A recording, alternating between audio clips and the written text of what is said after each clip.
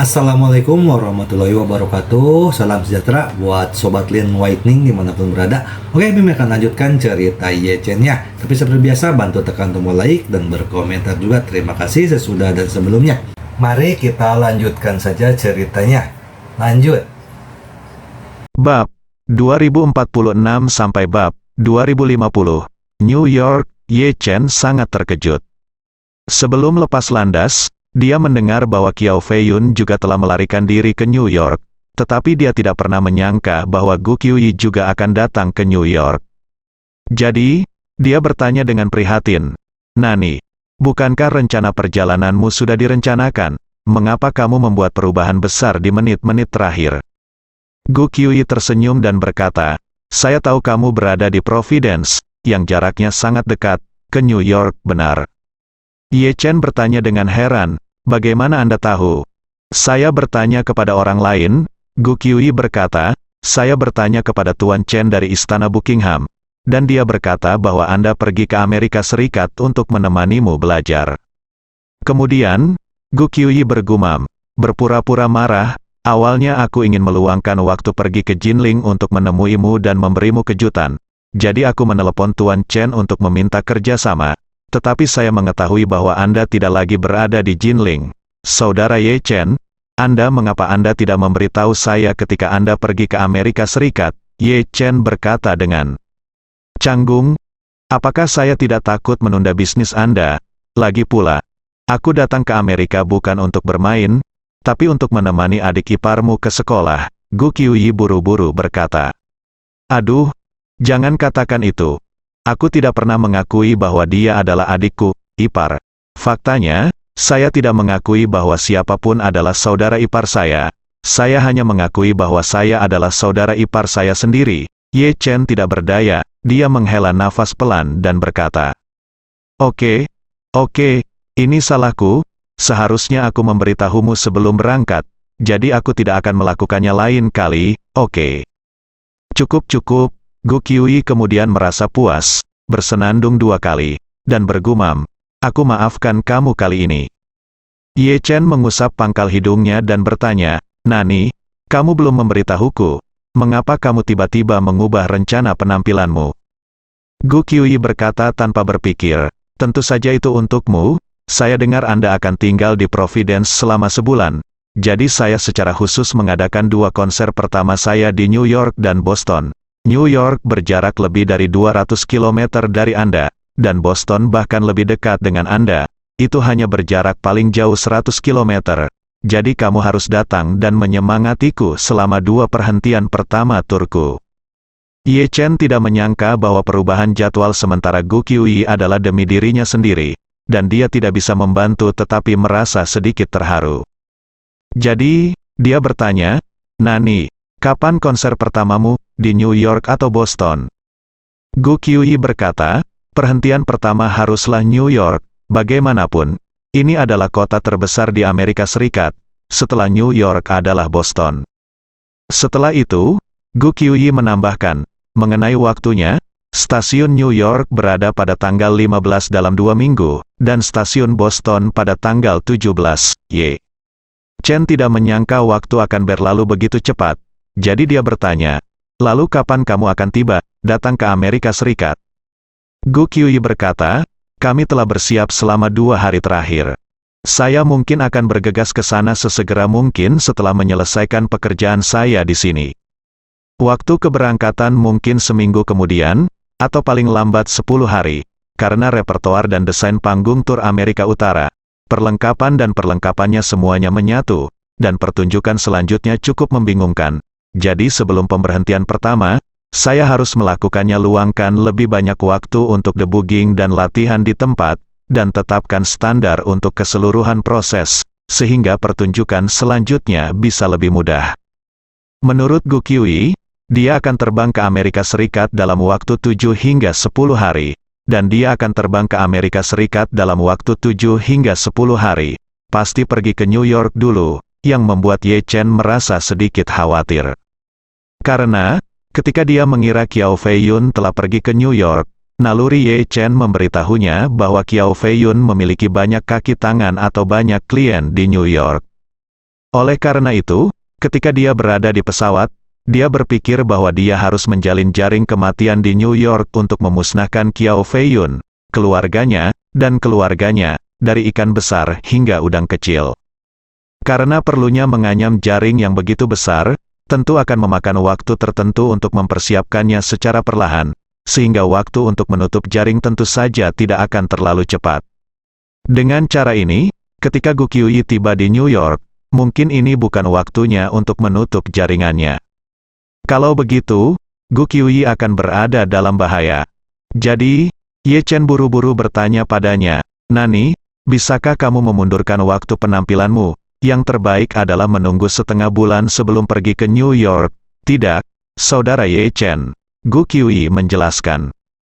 Waktu pertunjukan telah ditentukan, dan penyelenggara di Amerika juga sudah mulai memproduksi materi promosi dan bahkan memulai pra-penjualan tiket konser. Dalam hal ini, waktunya tidak boleh diubah sesuka hati. Saat dia mengatakan itu, Gu Qiuyi sedang sibuk pertanyaan, "Saudara Ye Chen, apakah Anda tidak ingin bertemu dengan saya, atau tidak nyaman bagi Anda untuk melihat saya di sana? Saya dapat terus berpura-pura menjadi klien Feng Shui Anda. Bahkan jika Anda membawanya menemui saya seperti terakhir kali, aku tidak akan mengungkapkan rahasiaku selama konser." Ye Chen dengan cepat menjelaskan, "Bukan itu maksudku.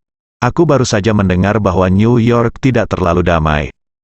Gu Qiuyi mendengar penjelasan ini dan berkata sambil tersenyum, "Ups, Saudara Ye Chen, Anda agak tidak berdasar. Meskipun keamanan publik di Amerika Serikat memang tidak terlalu baik, seluruh perjalanan saya kali ini dilakukan di tempat umum, dan merupakan aktivitas di wilayah dengan ekonomi yang relatif maju dan keamanan publik yang stabil. Selain itu, dengan tim keamanan dari Amerika Serikat, pasti tidak akan ada bahaya, jadi jangan khawatir." Melihat ini, Ye Chen juga tahu bahwa itu akan sulit baginya untuk membuat Gu Qiuyi menyesuaikan kembali seluruh rencana tur hanya dengan satu atau dua kata. Jadi dia hanya bisa menerima kenyataan ini dan berkata, "Nani, sebelum kamu berangkat ke Amerika Serikat, kamu harus ingat untuk memberitahuku terlebih dahulu dan jangan beri aku kejutan apapun. Hanya dengan cara ini aku bisa merasa benar-benar nyaman. Apakah kamu mengerti?" Gu Qiuyi berkata tanpa ragu-ragu. "Aku tahu, Saudara Ye Chen. Jangan khawatir, aku akan memberitahumu secepatnya. Tanggal keberangkatanku sudah diputuskan." Oke. Setelah Ye Chen berulang kali bertanya pada Gu Qiuyi, dia mengakhiri panggilan di antara keduanya. Hal pertama yang dia lakukan setelah menutup telepon adalah segera menelepon Wan Pojun. Begitu panggilan telepon masuk, dia bertanya, "Pojun, apakah Anda sudah sampai di New York?" Wan Pojun berkata dengan hormat, "Kembali ke Tuan Ye. Pesawat saya baru saja mendarat di Bandara JFK di New York." Ye Chen bertanya lagi, "Di mana Qiao Feiyun itu?" Wan Pojun berkata, "Kembali ke Tuan Ye. Pesawat Qiao Feiyun mendarat 2 jam lebih awal dari saya." Setelah mengatakan itu, Wan Pojun berkata dengan malu, "Maaf, Tuan ya. Saya tahu bahwa setelah Qiao Feiyun pergi ke New York, saya memindahkan beberapa tentara wanita dari Providence dan bergegas ke Bandara New York untuk tinggal di sana, berniat mengikuti Qiao Feiyun untuk melihat kemana dia pergi dan siapa yang akan dia temui setelah mendarat. Namun, orang-orangku tidak pernah melihat Qiao Feiyun meninggalkan bandara." Ye Chen mengerutkan kening dan bertanya, "Saya belum meninggalkan bandara selama 2 jam. Bukankah itu tidak mungkin?" Wan Pojun berkata, "Bawahan saya juga berpikir itu tidak mungkin. Jadi menurutku bukan karena Qiao Feiyun tidak meninggalkan bandara, tapi kami kehilangan orang itu, jadi dia mungkin tidak meninggalkan bandara melalui jalur normal." Ye Chen bertanya kepadanya, "Maksudmu, seseorang menjemputnya langsung dari dalam bandara?" "Iya," Wan Pojun menjelaskan berkata, "ada banyak keistimewaan ibu kota di Amerika Serikat. Adalah normal untuk berkendara langsung ke bandara untuk menjemput orang, atau bahkan langsung mengendarai helikopter untuk menjemput orang-orang di bandara.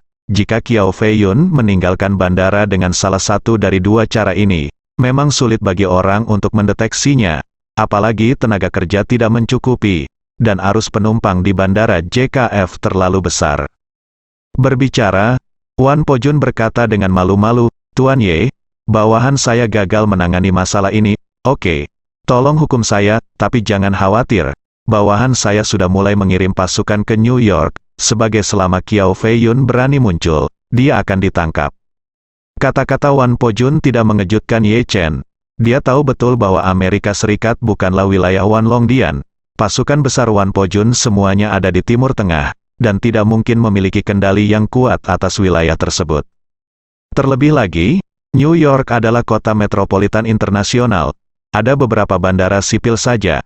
Kapasitas bandara internasional JFK Kennedy kurang dari puluhan juta per tahun. Saya ingin mencari satu orang dari arus penumpang lebih dari 200.000 di satu hari keluar jelas sulit. Terlebih lagi, Qiao Feiyun ini mungkin menggunakan jalur istimewa untuk meninggalkan bandara, yang akan membuatnya semakin sulit untuk dilacak. Oleh karena itu, kehilangan jejaknya untuk sementara hampir tidak dapat dihindari. Jadi Ye Chen berkata, "Pojun, kamu tidak perlu terlalu menyalahkan dirimu sendiri. Hal seperti ini normal dan aku bisa memahaminya." Setelah mengatakan itu, Ye Chen menambahkan, dia sedang berlari ke New York sekarang. Sebagian besar kemungkinan besar sedang mencari seseorang. Keluarga terakhirnya telah mencari suaka, dan dia tidak boleh melakukan kejahatan lagi dalam beberapa hari terakhir. Anda dapat memanfaatkan beberapa hari ini untuk memanfaatkan waktu guna menyelesaikan penempatan dan kendali di New York. Kita harus memastikan bahwa ketika dia muncul lagi, semuanya berada di bawah kendali kita. Tuan Ye, jangan khawatir.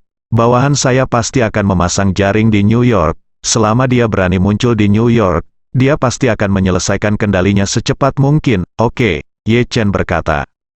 Pasti sangat sulit bagimu untuk bepergian bola-bali akhir-akhir ini. Mari kita istirahat yang baik di New York selama 2 hari. Kita akan menghubungi Anda jika terjadi sesuatu. Baiklah Tuan Ye, saya akan meminta orang-orang mengawasi Anda di bandara untuk menghindari anak bernama Qiao selingkuh. Saat ini, Bandara Internasional JFK New York. Jet bisnis Boeing milik Qiao Feiyun telah diparkir di hanggar selama 2 jam. Pesawat melaju sampai ke hanggar setelah mendarat, namun pintunya tidak pernah terbuka setelah pesawat berhenti. Qiao Feiyun duduk di pesawat dan terus menatap jam tangannya. Awalnya, dia berjanji pada Fei Haoyang bahwa dia akan memberitahunya ketika pesawat lepas landas. Tetapi dia tidak pernah menghubungi Fei Haoyang dari awal hingga akhir. Alasan mengapa dia melakukan ini adalah untuk menciptakan perbedaan waktu. Qiao Feiyun sangat pintar. Dia tahu dari tubuh adik laki-lakinya bahwa adik laki-lakinya telah disiksa oleh orang misterius sebelum kematiannya, dan adik laki-lakinya pasti telah mengakui semua yang dia tahu.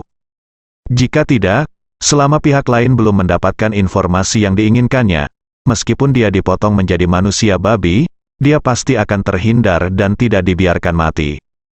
Meskipun adik laki-lakinya tidak tahu banyak tentang cerita di dalamnya, setidaknya dia akan menceritakannya pada dirinya sendiri.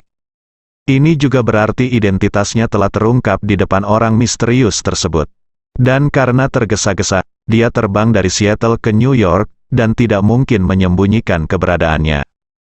Jadi dia sangat khawatir. Pihak lain sudah terlebih dahulu mengerahkan kontrol di bandara JFK, menunggu dia muncul. Jadi, dia sengaja menundanya selama 2 jam. Selama 2 jam terakhir, dia duduk di pesawat, mencari di internet untuk semua informasi yang berkaitan dengan Gu Qiuyi. Saat ini, melihat 2 jam telah berlalu, dia tidak terburu-buru turun dari pesawat, malah mengeluarkan ponselnya dan menelepon Fei Haoyang. Begitu panggilan telepon masuk, Fei Haoyang bertanya, "Feiyun, tidak bisakah Anda menunggu sampai sekarang untuk lepas landas?" Qiao Feiyun berkata dengan tergesa-gesa, "Maaf, Tuan Fei. Kapan saya berangkat sebelum saya tidak memberitahu Anda, tetapi saya sebenarnya sudah tiba di New York dan masih di bandara." "Sudah tiba?" Fei Haoyang berkata dengan sedikit tidak senang. "Sial, saya ingin Anda memberitahu saya terlebih dahulu sehingga saya dapat meminta pengurus rumah tangga untuk menjemput Anda dengan cepat. Mengapa Anda tidak menyapa?" Qiao Feiyun berkata dengan datar, "Tuan Fei, jangan marah. Alasan mengapa saya tidak memberitahu Anda adalah karena saya tidak memberitahu Anda. Saya tidak ingin menimbulkan masalah bagi Anda. Bagaimanapun juga, Anda mengira saya adalah operator sebenarnya dari hal-hal ini. Jika orang lain tahu bahwa saya datang ke tempat Anda, akan ada risiko bagi Anda. Fei Haoyang tidak tahu bahwa Qiao Feiyun benar-benar telah terungkap. Dia berpikir bahwa alasan mengapa Qiao Feiyun sangat berhati-hati adalah untuk lebih melindungi privasinya. Jadi dia tidak puas sekarang. Itu menghilang dalam sekejap, dan dia berkata sambil tersenyum, "Feiyun, yang terbesar keuntungan selama bertahun-tahun adalah kehati-hatian Anda. Jadi dalam pikiran saya tentang Gu Qiuyi, hanya Anda yang dapat membantu saya mencapai tujuan saya." Saat dia mengatakan itu, dia segera berkata, "Tunggu saya di bandara. Saya akan bertanya kepada pengurus rumah tangga untuk menjemputmu sekarang. Kami adalah teman kuliah. Hubungan ini tertulis di arsip kami. Siapapun yang ingin memeriksa dapat menemukannya. Datanglah ke New York sekarang untuk melihat saya akan tinggal di rumah saya selama beberapa hari, dan tidak orang yang mengetahuinya akan curiga." Faktanya, Fei Haoyang telah menyiapkan firewall untuk dirinya sendiri. Pertama-tama, dia yakin bahwa begitu Qiao Feiyun terungkap, dia tidak akan pernah berani menggigitnya. Karena sekali dia berani menggigit dirinya sendiri, dia pasti akan menghancurkan seluruh keluarganya. Meski keduanya bekerja sama dan melakukan banyak hal yang tidak bermoral bersama-sama, bukan berarti keduanya sepenuhnya merupakan rekan seperjuangan. Sebaliknya, keduanya selalu saling memeriksa dan menyeimbangkan. Qiao Feiyun bertaruh jika sesuatu terjadi padanya. Fei Haoyang tidak berani mengabaikannya. Fei Haoyang bertaruh jika Qiao Feiyun mendapat masalah. Jika dia benar-benar tidak bisa mendapatkannya kembali, maka dia tidak akan pernah berani menjualnya keluar. Bagi Qiao Feiyun, memang demikian. Dia tahu betul di dalam hatinya bahwa setelah kecelakaan itu, selama dia tetap diam, Fei Haoyang takut dia akan memiliki rencana cadangan, jadi dia pasti akan mencoba yang terbaik untuk membantu. Jika Fei Haoyang benar-benar berusaha sekuat tenaga tetapi masih tidak bisa berbuat apa-apa, maka dia pasti tidak bisa menjualnya, lagi pula keluarganya masih hidup. Fei Haoyang telah dipersiapkan sejak lama. Begitu Qiao Feiyun terungkap, dia akan segera memutuskan semua hubungan. Dia hanya teman kuliahnya, meskipun hubungannya baik, tidak lebih dari itu. Saya tidak pernah mengetahui kegiatannya dari awal hingga akhir, apalagi ikut serta di dalamnya. Jika orang lain tidak bisa mendapatkan bukti, tentu mereka tidak akan meragukan diri sendiri. Tentu saja, Qiao Feiyun mengetahui hal ini dengan sangat baik di dalam hatinya. Alasan mengapa dia mengatakan ini hanya untuk mengambil kesempatan untuk mengungkapkan kesetiaannya kepada Fei Haoyang. Melihat Fei Haoyang bersikeras membiarkan pengurus rumah tangga menjemputnya, dia berkata, "Tuan Fei, jika itu masalahnya, maka Anda dapat mengirim helikopter. Saya akan menunggu di hanggar." Fei Haoyang kembali ke New York pada hari kerja. Setelah mendarat di bandara, mereka dipindahkan ke helikopter untuk pulang. Ini adalah operasi rutin baginya, jadi dia tidak terlalu memikirkannya ketika mendengar ini, dan langsung berkata, "Tunggu sebentar, aku akan memberitahu pengurus rumah tangga." 10 menit kemudian, sebuah helikopter Bell mendarat di pintu hanggar Qiao Feiyun. Qiao Feiyun kemudian keluar dari hanggar dalam kegelapan dan dengan cepat naik ke helikopter. Mesin helikopter bahkan tidak mati, langsung melaju dan meninggalkan bandara. Seluruh perjalanan hanya memakan waktu 2 atau 3 menit. Setelah helikopter lepas landas, langsung terbang menuju kawasan Long Island di timur New York. Kawasan Long Island merupakan salah satu kawasan kaya paling terkenal di Amerika Serikat. Berbeda dengan kota Manhattan yang ramai di mana setiap jengkal tanahnya mahal, Long Island tampak sangat sepi karena jauh dari perkotaan. Terlebih lagi, kawasan Long Island memiliki pantai-pantai terbaik di New York. Kawasan kaya di sini hampir semuanya merupakan perkebunan kelas atas yang dibangun di tepi pantai. Perkebunan keluarga Fei mencakup area seluas lebih dari 300 hektar. Tidak hanya memiliki pantai pribadi sepanjang 1 kilometer dan bahkan lapangan golf mereka sendiri. Di manor ini terdapat 5 bangunan villa berukuran besar yang masing-masing sebanding dengan hotel mewah. Qiao Feiyun mendapat kehormatan untuk mengunjungi istana ini beberapa kali, dan sangat terkejut setiap saat. Belum lagi, harga tanah villa di Pantai Emas Changdao sudah terlampau tinggi. Sekarang, membeli sebidang tanah seluas 1 hektar di lokasi serupa harganya puluhan juta dolar. Belum lagi perkebunan yang sangat luas seluas lebih dari 200 hektar. Kelangkaan rumah mewah tidak bisa lagi ditiru di kawasan seperti Long Island. Jika rumah ini benar-benar dijual, biayanya akan mencapai puluhan miliar dolar, jadi jangan pikirkan itu. Jika kawasan ini diserahkan kepada pengembang, setidaknya kawasan villa super dengan 2 hingga 300 rumah mewah kelas atas bisa dibangun untuk dengan mudah menampung ribuan elit kelas atas. Dan bahkan rumah mewah sebesar itu hanya melayani beberapa lusin orang di keluarga Fei. Pengalaman hidup terbaik seperti itu dapat dengan mudah masuk dalam 5 besar di Amerika Serikat. Pembagian 5 villa di dalam manor juga sangat khusus. Villa terbesar terletak di tengah, sedangkan 4 villa lainnya terletak di 4 sudut timur laut, tenggara, barat laut, dan barat daya. Fei Haoyang, kakeknya, dan orang tuanya awalnya tinggal di villa di sudut timur laut. Namun, setelah lelaki tua Fei Jianzong merebut kekuasaan, kakeknya memindahkan keluarganya ke villa tempat Fei Jianzong pernah tinggal, di villa tengah yang besar, dan villa ini kebetulan kosong. Fei Haoyang langsung meminta pengurus rumah tangga untuk membawa Qiao Feiyun ke sini. Ruang belajar yang semula milik kakek Fei Haoyang kini menjadi milik pribadi Fei Haoyang. Bahkan ayahnya sangat rakus dan tidak punya pilihan selain dengan enggan memberikannya kepadanya. Di bawah kepemimpinan pengurus rumah tangga, Qiao Feiyun dengan cepat tiba di ruang belajar mewah seluas lebih dari 100 meter persegi di mansion. Pada saat ini, Fei Haoyang sedang berada di ruang belajar, melihat poster dalam keadaan kesurupan. Poster ini adalah poster promosi konser Gu Qiuyi di New York. Begitu Qiao Feiyun masuk, dia melihat poster ini. Ketika Fei Haoyang melihatnya, dia langsung menyapanya dengan antusias, menepuk bahunya dengan satu tangan, menunjuk ke Gu Qiuyi yang sangat cantik di poster, dan berkata sambil tersenyum, "Feiyun, lihat, materi promosi untuk konser Gu Qiuyi telah dibuat. Ini adalah poster yang belum dirilis secara resmi, dan saya baru mendapatkannya."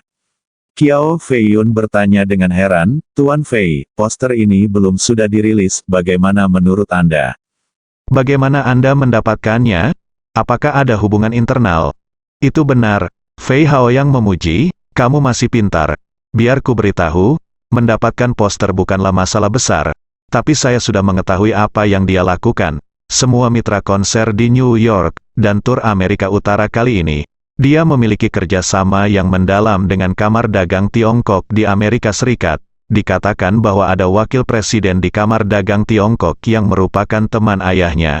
Setelah itu, Fei Haoyang menambahkan, pencetakan dan produksi semua materi promosinya dipercayakan kepada percetakan Tiongkok di New York, yang juga anggota Kamar Dagang. Sayangnya, keluarga Fei selalu meremehkan Kamar Dagang Tiongkok ini, dan saya tidak berinteraksi dengan mereka. Saat itu, kami akan mencoba melihat apakah kami bisa pergi ke Kamar Dagang dan temukan kesempatan untuk mengenalnya. Jika kami dapat menciptakan peluang yang cocok bagi Anda untuk bergerak, itu akan sangat bagus. Qiao Feiyun buru-buru menawarkan nasihat, Tuan Fei. Saya akan jujur kepada Anda, berkata. Saya baru saja mengerjakan banyak pekerjaan rumah sebelumnya di pesawat, dan saya menemukan bahwa Gu Qiuyi tampaknya sangat tertarik pada amal, dan terutama tertarik pada proyek amal yang berkaitan dengan anak yatim piatu. Sebelum dia mengadakan konser, semua pendapatan terkait sepertinya disumbangkan ke anak yatim piatu. Jadi saya punya ide, sebaiknya Anda mendengarkannya. Fei Haoyang berkata dengan penuh semangat, katakan dengan cepat. Melihat bahwa dia telah berhasil membangkitkan minat Fei Haoyang, Qiao Feiyun memperkenalkannya dengan hormat. Ide saya adalah Anda memimpin kerjasama dengan Kamar Dagang Tiongkok untuk menyelenggarakan makan malam penggalangan dana amal di New York. Pertama-tama Anda dapat membelanjakan 20 juta dolar AS sebagai bagian dari donasi, dan mengumumkan kepada dunia luar bahwa uang tersebut akan digunakan secara eksklusif untuk membentuk dana amal. Fei Haoyang mengangguk, lalu menggoyangkan jarinya sedikit dan berkata, lanjutkan. Qiao Feiyun melanjutkan, kamu dapat memberitahu publik saat mempromosikannya. Dikatakan bahwa dana amal ini akan digunakan secara eksklusif untuk meningkatkan taraf hidup dan pendidikan semua anak yatim piatu Tionghoa di Amerika Utara. Meskipun saya tidak tahu apakah Kamar Dagang Tiongkok akan tertarik pada kegiatan amal semacam ini, tapi bagaimanapun juga Anda adalah tuan muda dari keluarga Fei. Bisakah Anda mereka pasti akan tersanjung untuk menjalin kerja sama dengan kamar dagang Tiongkok? Bahkan jika mereka tidak bersedia melakukan kegiatan amal, mereka pasti akan melakukannya bekerja sama dengan Anda secara aktif, sehingga tidak akan ada masalah dalam keseluruhan rencana. Ya, itu masuk akal. Fei Haoyang sedikit setuju. Mengangguk, dia bertanya, "Lalu apa?" Qiao Feiyun berkata, "Kalau begitu, Anda dapat mengatur waktu makan malam dengan kamar dagang Tiongkok, misalnya, setelah Gu Qiuyi datang ke New York dan sebelum konser di New York, sehingga Anda dapat memastikan bahwa Gu Qiuyi akan berada pada waktu itu. Anda berada di New York, dan ada kemungkinan besar Anda dapat meluangkan waktu untuk hadir." Saya berspekulasi bahwa kamar dagang Tiongkok saat ini sedang sibuk dengan promosi dan koordinasi konser Gu Qiuyi. Tetapi mereka tidak berani mengabaikan Anda, jadi kedua hal tersebut pasti akan ada dalam agenda pada saat itu, level tertinggi. Jadi, dalam proses berhubungan dengan mereka, Anda dapat dengan mudah dan alami mendengar tentang konser Gu Qiuyi dari mereka, jika saatnya tiba. Anda dapat mengikuti tren dan menyebutkannya kepada orang China kamar dagang. Dikatakan bahwa Nona Gu adalah cahaya rakyat Tiongkok. Jika dia dapat diberi imbalan, pengaruhnya dalam pelelangan pasti akan sangat meningkat. Jika dia dapat diberi imbalan, Anda secara pribadi dapat menjanjikan tambahan 20 juta US dollar. Ketika Gu Qiuyi mengetahuinya, ada kemungkinan besar dia akan melakukannya.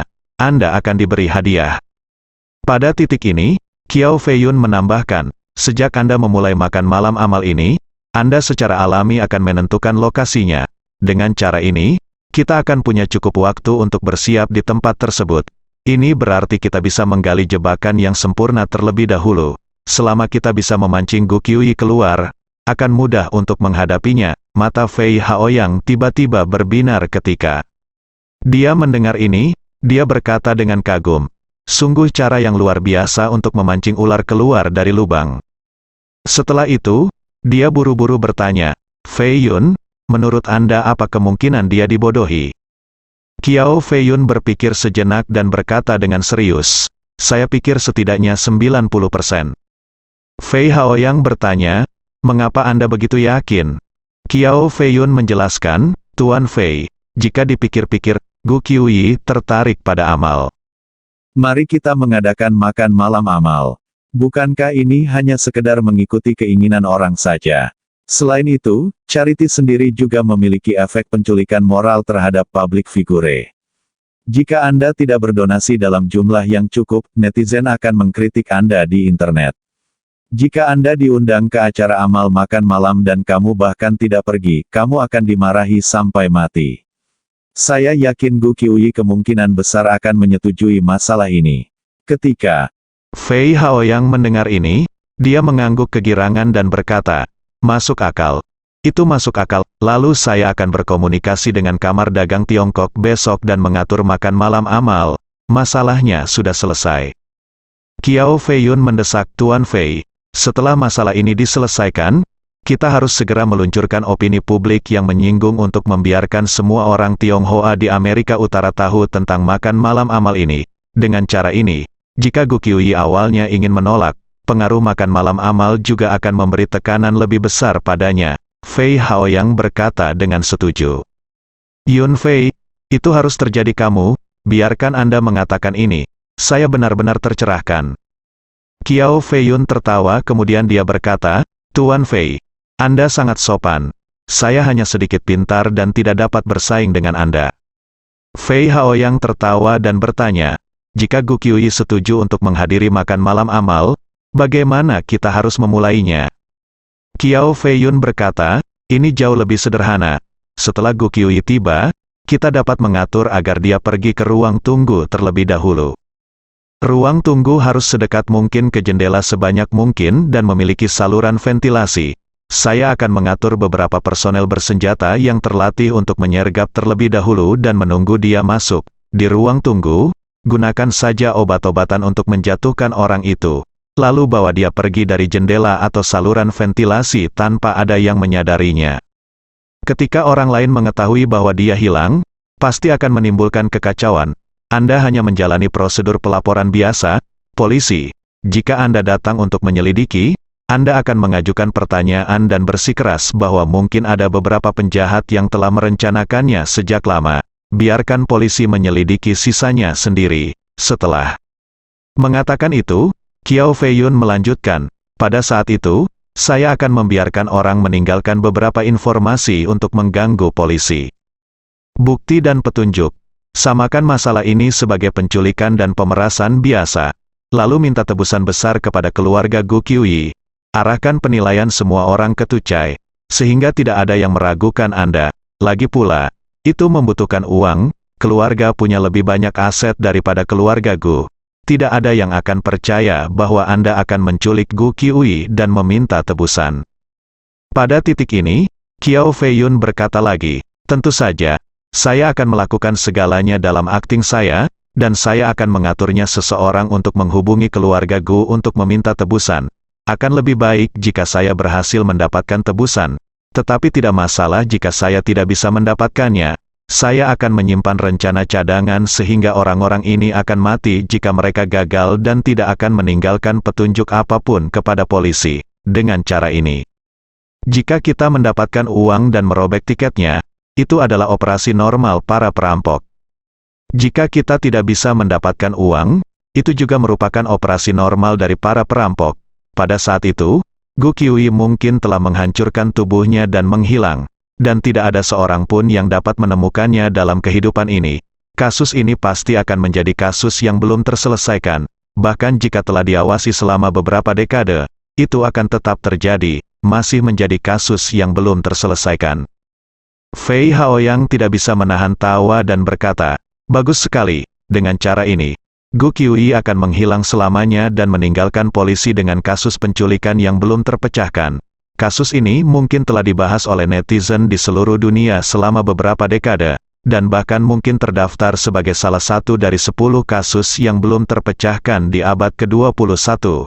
Sangat menarik untuk memikirkannya, setelah mengatakan itu. Fei Haoyang memikirkan sesuatu dan berkata, ngomong-ngomong, Feiyun, bagaimana jika dia tidak mengambil umpan tentang makan malam amal, Qiao? Feiyun berkata dengan tergesa-gesa, Tuan Fei, pasti ada banyak rencana, dan ini hanya salah satunya. Jika Gu Qiuyi tidak menerima umpan, maka kami pasti akan memiliki rencana alternatif lain. Tetapi saya tidak punya ide yang bagus untuk rencana lainnya. Sedangkan untuk ide tersebut, rencana lain mungkin sangat sulit untuk dilaksanakan. Berbicara tentang ini, Qiao Feiyun menambahkan, hanya ada sedikit peluang bagi kita untuk melakukannya. Yang pertama adalah melakukannya di jalan, dan yang lainnya adalah melakukannya di hotel. Jika kita melakukannya di jalan-jalan, akan ada pergerakan terbesar, mengingat dia harus memiliki banyak orang.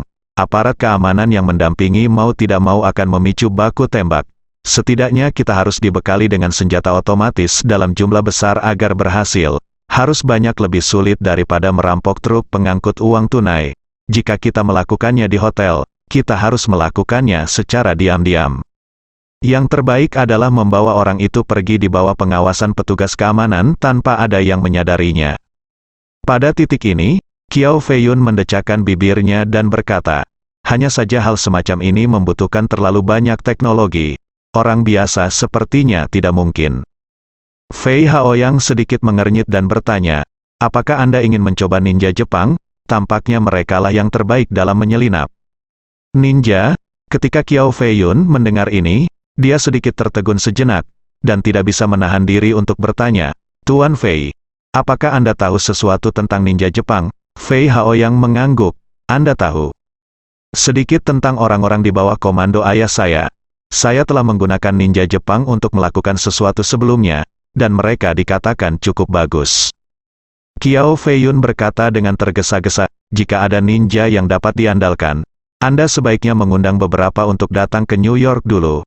Namun, karena Anda adalah pelaksana rencana alternatif, sampai rencana alternatif sebelum memulai, kami tidak bisa memberitahu mereka apa yang akan mereka lakukan, ya. Fei Haoyang berkata sambil tersenyum, Don jangan khawatir tentang ini. Saya akan mengaturnya. Biarkan mereka mengirim beberapa ahli top terlebih dahulu. Dengan itu, Fei Haoyang berkata Haoyang menambahkan, ngomong-ngomong, Feiyun, membiarkan ninja menunggu kesempatan di hotel adalah rencana B kami. Tapi selain itu, kita harus memikirkan rencana C, untuk berjaga-jaga. Menurutku mencegat konvoi Gukyui juga.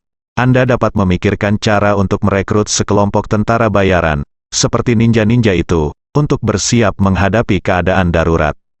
Oke, Qiao Feiyun berkata tanpa berpikir, Tuan Fei, jangan khawatir, saya akan mengatur ini. Fei Haoyang mengangguk puas, dia mengangguk dan berkata sambil tersenyum, oke, itu saja untuk hari ini. Sudah larut, kamu harus tidur lebih awal. Menurutku Gukyui akan datang ke Amerika dalam beberapa hari. Kamu, kenapa kamu tidak kembali ke Seattle dulu? Aku akan tinggal di sini dengan damai akhir-akhir ini. Ketika Qiao Feiyun mendengar ini, dia secara alami menginginkan apa yang dia inginkan, dan dengan cepat berkata, tidak masalah, Tuan Fei, saya tidak akan pergi sampai saya membantu Anda menangani Gukyui. Ini pada saat ini, Ye Chen telah kembali ke hotel di Providence. Melihat dia kembali dengan selamat, Xiao Churan akhirnya melepaskan ketegangannya, dan kemudian dengan penuh semangat menanyakan beberapa detail tentang perjalanan Ye Chen ke Kanada. Ye Chen tidak ingin dia khawatir, jadi dia meminimalkan keparahan masalah ini sebanyak mungkin. Pada akhirnya, yang keluar dari mulutnya adalah bahwa masalah itu hanya masalah sepele. Tetapi gadis kecil yang mengiriminya pesan teks bereaksi berlebihan. Setelah Xiao Churan mendengar apa yang Ye Chen katakan, dia secara alami mempercayainya. Lagi pula, menurut pendapatnya, di negara maju yang sudah lama berdiri seperti Kanada, keamanan publik tidak semrawut di Amerika Serikat. Li Xiaofen, seorang gadis, tidak akan menyinggung siapapun di hari kerja, jadi tentu saja mustahil baginya untuk menghadapi bahaya nyata. Oleh karena itu, masalah ini sudah selesai dengan Xiao Churan. Keesokan harinya, kelas Master Xiao Churan di Rhode Island School of Design resmi dimulai. Kabar pembukaan kelas Master baru telah menarik perhatian besar di kalangan desain, dan Sekolah Desain Rhode Island juga telah secara resmi mengumumkan daftar siswa kelas Master. Sebagai kelas pelatihan lanjutan yang paling banyak ditonton di industri, daftar kelas master selalu menjadi fokus perhatian orang-orang di industri, karena menurut konvensi, orang-orang yang masuk dalam daftar besar ini akan menjadi bintang baru di bidang desain dalam 1 tahun, bulan, bintang baru. Nama Xiao Churan pun menuai banyak perhatian dan perbincangan di kalangan desainer Tiongkok. Hal ini terutama karena, kecuali Xiao Churan, semua orang di kelas master ini pada dasarnya telah mencapai beberapa prestasi di bidang desain. Jika Anda mencari di internet, Anda dapat menemukan beberapa kasus sukses yang mereka selesaikan secara mandiri. Hanya Xiao Churan yang pada dasarnya adalah seorang amatir yang tidak memiliki reputasi sama sekali, sehingga banyak desainer Tiongkok yang ingin tahu mengapa Xiao Churan dipilih untuk kelas master ini. Hal ini juga membawa banyak tekanan psikologis pada Xiao Churan. Dia juga bisa merasakan kesenjangan antara dirinya dan orang lain di kelas. Jadi sejak hari pertama, dia lebih baik dari siapapun di kelas, mereka semua bekerja lebih keras dan lebih serius. Itu juga hari dimulainya kelas Master Xiao Churan. Untuk mempersiapkannya sedini mungkin, Fei Haoyang berinisiatif mencari Lu Xinian, Presiden Kamar Dagang Cina di New York. Lu Xinian berusia 48 tahun dan merupakan generasi ke-6 keturunan Tionghoa Amerika. Kakek buyutnya telah menyeberangi lautan dan datang ke Amerika Serikat pada akhir dinasti Qing. Dia adalah salah satu dari banyak pekerja Tiongkok yang berpartisipasi dalam pembangunan American Pacific Railway. Sejak generasi itu, keluarga Lu sedikit demi sedikit mengakar di Amerika Serikat, mengandalkan kualitas pekerja keras orang-orang Tiongkok. Pada awalnya, nenek moyang keluarga Lu yang pergi ke Amerika Serikat sebagai pekerja Tiongkok masih berada di posisi terbawah dalam masyarakat Amerika saat itu. Sekarang, keluarga Lu memiliki properti senilai puluhan miliar dolar di Amerika Serikat, dan dapat dianggap sebagai model perjuangan Tiongkok. Pada saat yang sama, keluarga Lu juga mengedepankan ciri generasi pengusaha di pesisir tenggara Tiongkok dan sangat giat mempersatukan rekan senegaranya dan berkembang bersama. Oleh karena itu, kakek buyut Lu Xinian mendirikan Kamar Dagang Tiongkok di New York beberapa dekade yang lalu. Lambat laun kamar dagang ini menjadi salah satu kamar dagang Tiongkok terbesar di Amerika Serikat. Setelah Lu Xinian menjabat sebagai Presiden Kamar Dagang Tiongkok New York, ia mengabdikan dirinya untuk mengembangkan Kamar Dagang Tiongkok New York menjadi Kamar Dagang Tiongkok Nasional.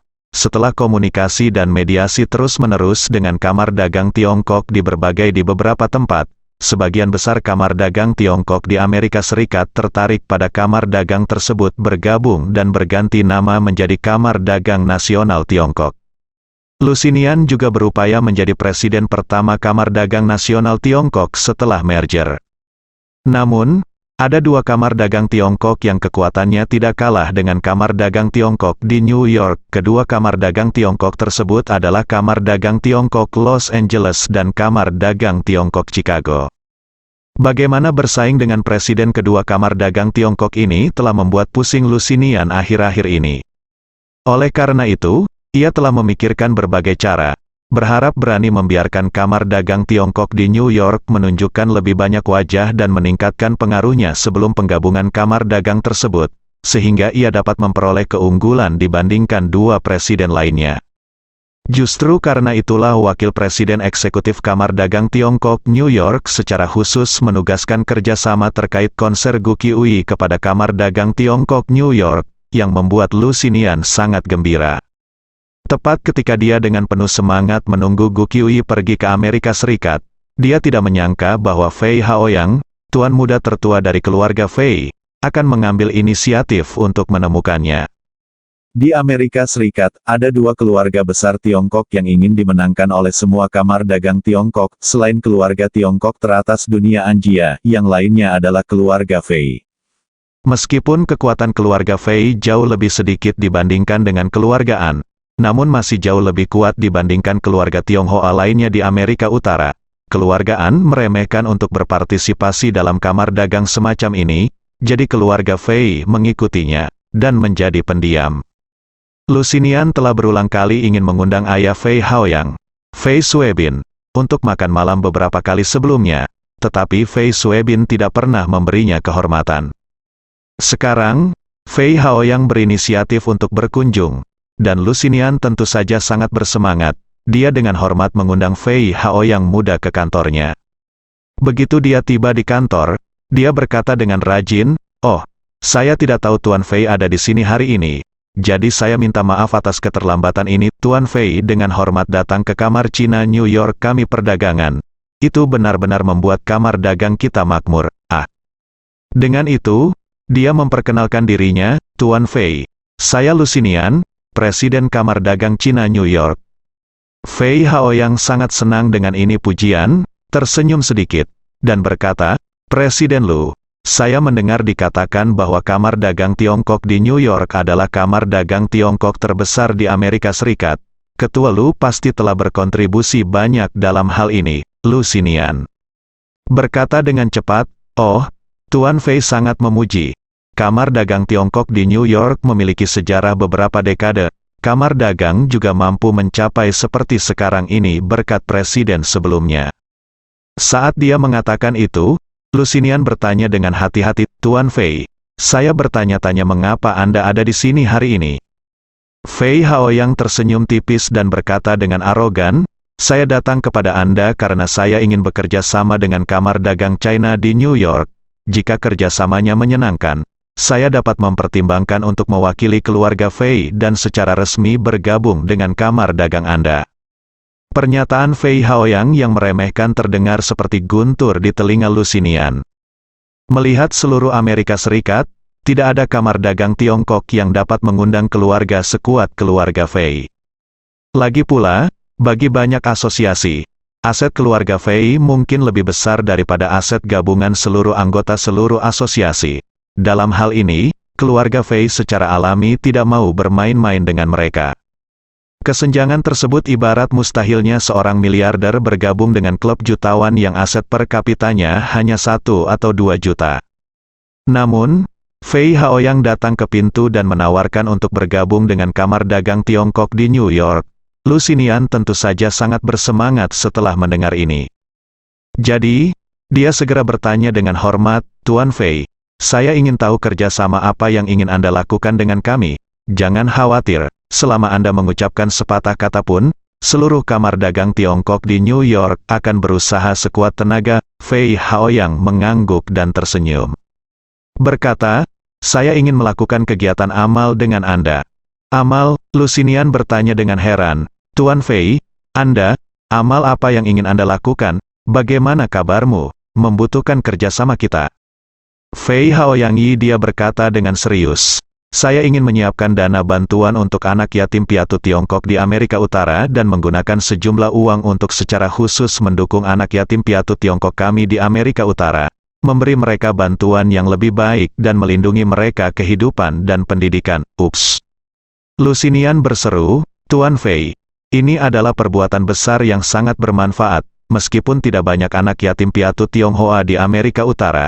Begitu mereka menjadi yatim piatu, situasinya jauh lebih sulit dari itu anak yatim piatu di Tiongkok. Jika dana amal dibentuk khusus untuk mereka, itu akan sangat berarti bagi mereka. Setelah mengatakan itu, Lusinian buru-buru bertanya, Tuan Fei, bagaimana kita perlu bekerja sama dalam masalah ini? Fei Haoyang berkata dengan sangat serius. Idenya adalah saya akan mengeluarkan uang untuk mengadakan makan malam amal dan mengundang beberapa pengusaha Tiongkok di New York.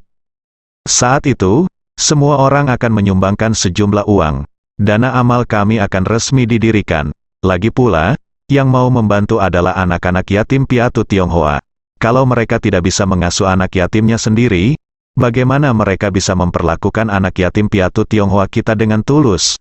Untuk hal seperti ini, orang Tionghoa harus membantu orang Tionghoa, jadi saya memikirkan orang Tionghoa Anda kamar dagang. Setelah itu, Fei Haoyang berkata lagi. Tentu saja, saya akan menjadi kontributor utama dana amal ini. Saya akan menggunakan 20 juta dolar AS sebagai modal awal, lalu kita akan lihat apakah rekan-rekan kita dari kamar dagang Tiongkok juga dapat berkontribusi. Lusinian tidak ragu-ragu. Dia berkata, jangan khawatir. Tuan Fei, kamar dagang Tiongkok kita secara alami terikat untuk melakukan hal semacam ini. Nanti saya akan melakukannya memobilisasi anggota asosiasi dan meminta semua orang untuk menyumbangkan uang sebanyak mungkin. Fei Haoyang berkata dengan tergesa-gesa, tidak perlu menyumbang terlalu banyak. Terlebih lagi, kali ini saya berencana untuk mengadopsi sistem berlangganan. Sejak hari amal ini dana ditetapkan, saya pribadi akan menanggung setengah dari seluruh dana, dan separuh sisanya akan digalang dana dari seluruh masyarakat. Dengan kata lain, saya pribadi akan menjanjikan 20 juta dolar AS. Masyarakat dapat mengumpulkan 20 juta dolar AS lagi sebelum dapat diluncurkan secara resmi. Lusinian mengangguk, tidak masalah. Kami memiliki lebih dari 200 anggota kamar dagang Tiongkok, jadi sangat mudah untuk melakukan crowdfund 20 juta dolar AS.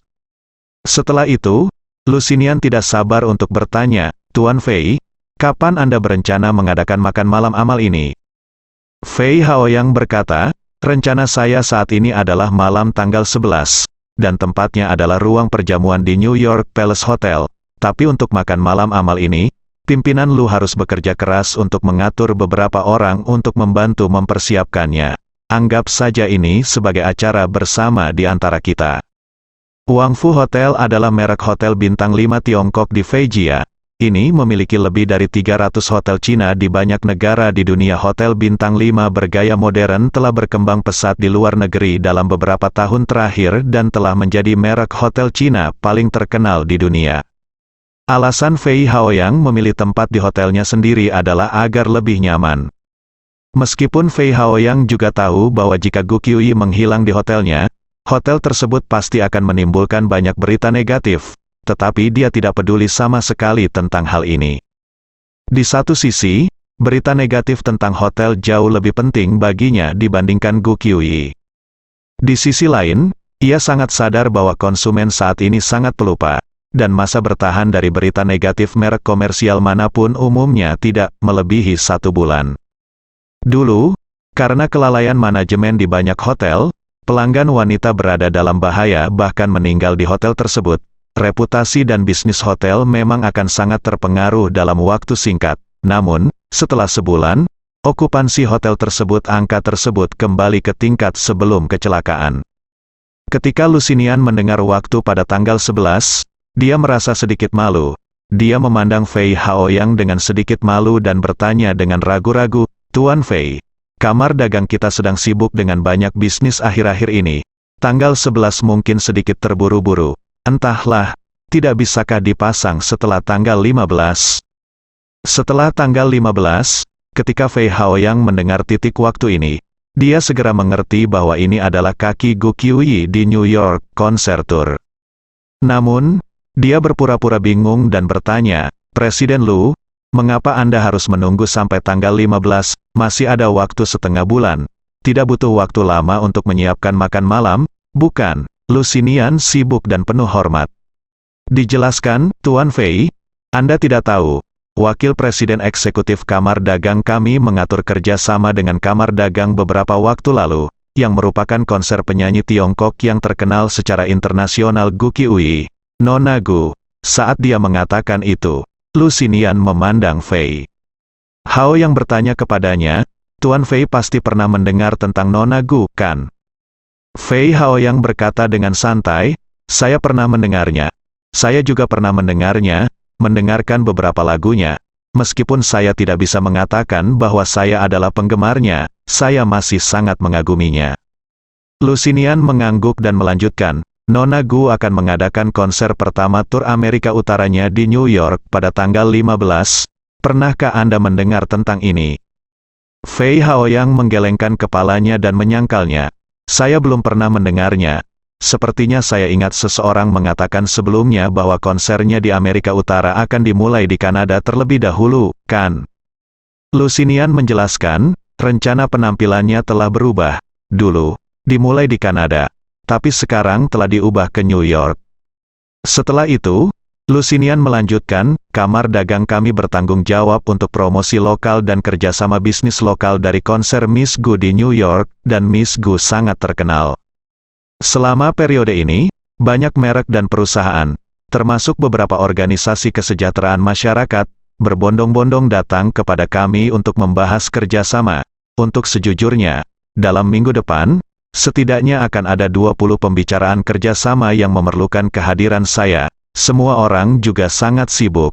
Anda ingin mengadakan pesta amal pada malam tanggal 11, tapi saya benar-benar tidak bisa menyia-nyiakannya waktu dan energi saat ini." Fei Haoyang tersenyum tipis, tahu betul bahwa semuanya seperti yang dikatakan Qiao Feiyun. Kunci keberhasilan rencana ini terletak pada Lu Xinian. Jadi, inilah waktunya melukis kue untuk Lu Xinian. Jadi, dia memandang Lu Xinian dan berkata dengan serius, "Presiden Lu, saya tahu Anda memiliki banyak hal yang harus dilakukan, tetapi saya tetap berharap Anda dapat membantu saya mengadakan makan malam amal ini tepat waktu. Jika makan malam amal ini benar-benar sukses, saya, Fei Haoyang, akan secara resmi bergabung dengan Kamar Dagang Tiongkok New York atas nama keluarga Fei. Jika keluarga Fei memiliki sumber daya yang sesuai dan baik di masa depan, saya pasti akan menghubungi Anda, Presiden Lu, sesegera mungkin." Bersambung.